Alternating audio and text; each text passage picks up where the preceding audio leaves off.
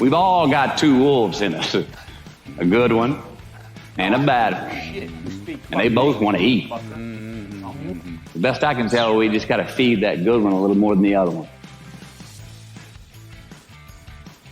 Happiness is an emotional response to an outcome.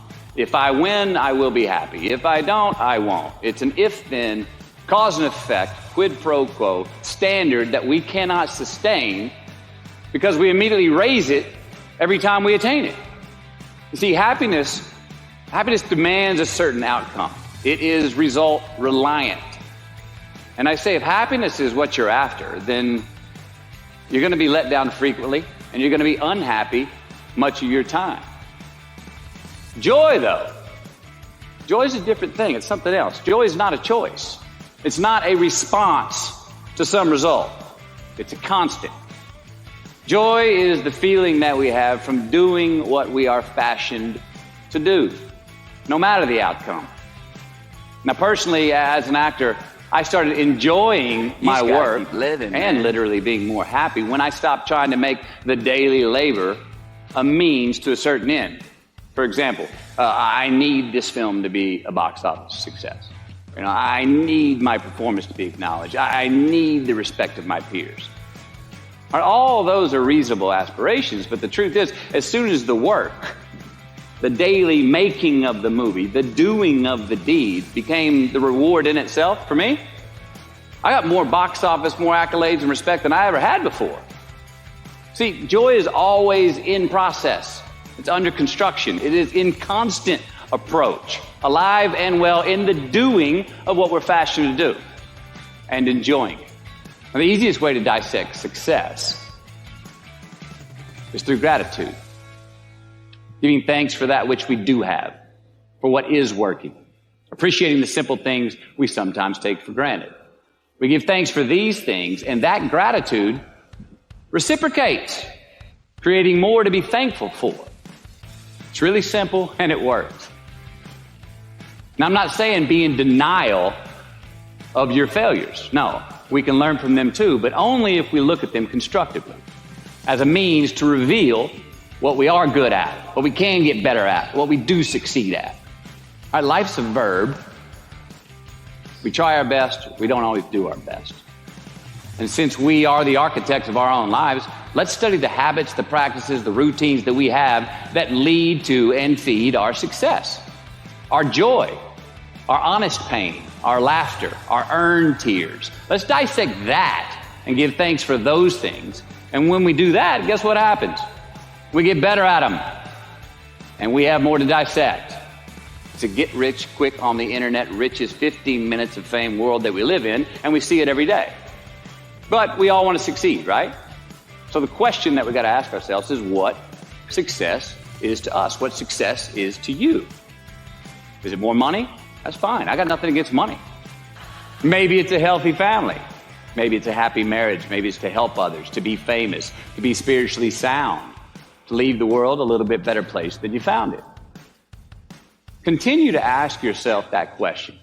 Now, your answer may change over time, and that's fine. But do yourself this favor.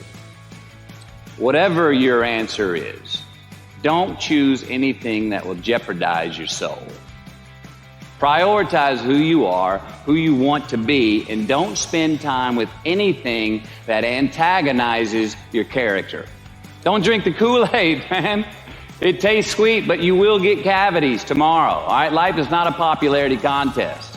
Be brave, take the hill, but first answer that question, what's my hill? Well, for me, it's a measurement of 5 things. We got fatherhood. We got being a good husband. We got my health, mind, body, and spirit. We got career, and we got friendships.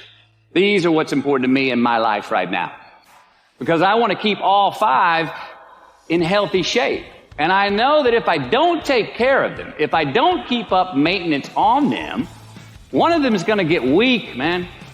It's going to dip too deep into the debit section. It's going to go bankrupt. It's going to get sick, die even. So first, we have to define success for ourselves. And then we have to put in the work to maintain it. Take that daily tally. Tend our garden. Keep the things that are important to us in good shape.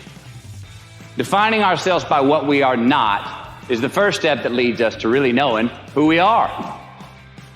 You know that group of friends that you hang out with that they really might not bring out the best in you?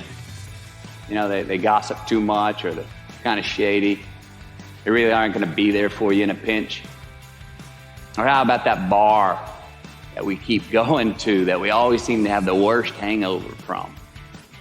Or that computer screen, right? That computer screen that keeps giving us an excuse not to get out of the house and engage with the world and get some real human interaction.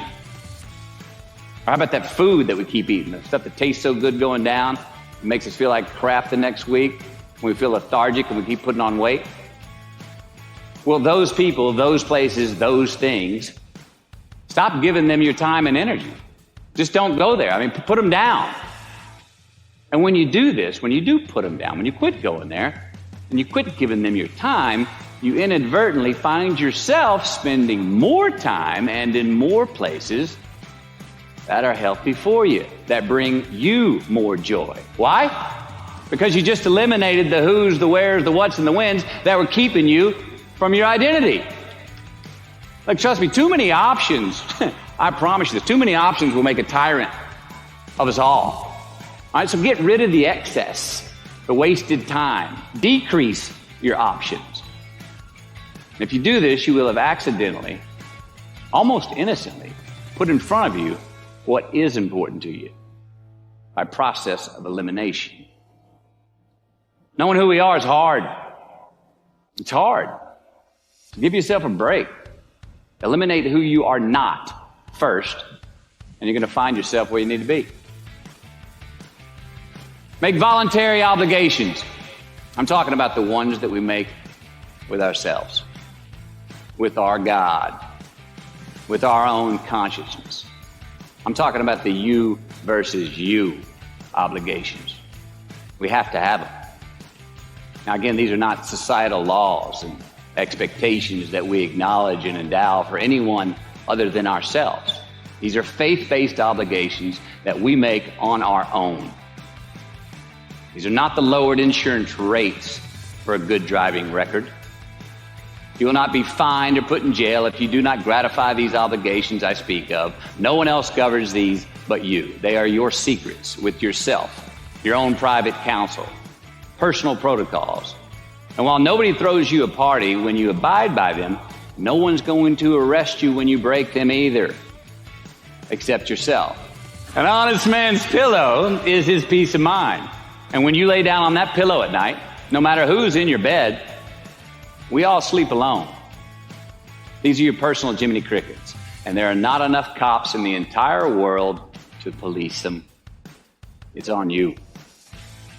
It's on you. We do our best when our destinations are beyond the measurement, when our reach continually exceeds our grasp, and when we have immortal finish lines. And when we do this, the race is never over. The journey has no port. The adventure never ends because we are always on the way. So do this, and let somebody else come up and tap you on the shoulder and say, hey, you scored. Let them run up and tap you on the shoulder and say, man, you won.